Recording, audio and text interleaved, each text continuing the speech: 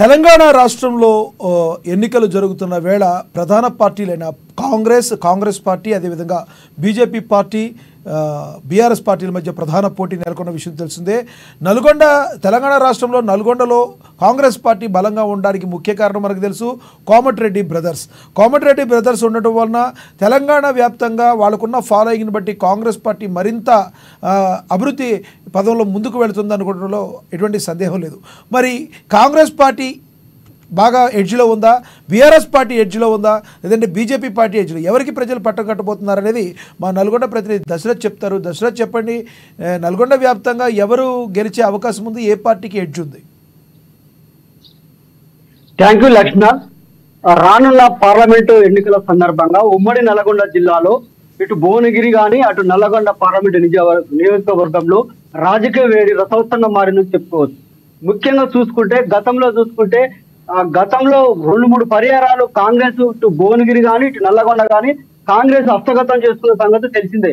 ఈ నేపథ్యంలో ప్రస్తుతం కూడా ఇప్పుడు 3 ప్రధాన పార్టీలు ఉమ్మడి నల్లగొండ జిల్లాలో ఇటు భువనగిరి ఇటు నల్లగొండలో 3 ప్రధాన పార్టీలు పోటీ పడుతున్నాయి. ఈ నేపథ్యంలో నాయకులు కార్యకర్తలు సమావేశాలు సన్నివేశాలు నిర్వహించడం జరుగుతుంది. ఈ నేపథ్యంలో ఏదైతే ఎన్నికలు దగ్గర పడుతున్న సందర్భంలో ఇటు కాంగ్రెస్ నాయకులు కానీ ఇటు బీఆర్ఎస్ నాయకులు కానీ బీజేపీ నాయకులు కానీ సమావేశాలు నిర్వహించేందుకు సన్నద్ధమవుతున్నారు. ముఖ్యంగా వచ్చే నెలలో మరి కాంగ్రెస్ నాయకులు సభ నిర్వహించేందుకు ఈ సభకు ప్రియాంక గాంధీ కూడా వచ్చే అవకాశాలు, దీంతో పాటు ప్రియాంక గాంధీతో పాటు అగ్రనేతలు కూడా హాజరయ్యే అవకాశం ఎక్కువ ఉంది. అదేవిధంగా బీజేపీ నాయకులు కూడా మోదీని తీసుకొచ్చి భువనగిరిలో సభను పెట్టేందుకు కూడా సన్నద్ధమైతే తెలుస్తుంది. అదేవిధంగా బీఆర్ఎస్ పార్టీ కూడా కేసీఆర్ ఏదైతే గులాబీ వాస్తున్నారో వారు బస్సు యాత్రను ఉమ్మడి నల్గొండ జిల్లాలో బస్సు యాత్ర నిర్వహించే సమావేశాలు నిర్వహించేందుకు సన్నద్ధమవుతుంది. ఏదేమైనప్పటికీ ముఖ్యంగా నల్గొండలో చూసినట్లయితే 3 ప్రధాన పార్టీలు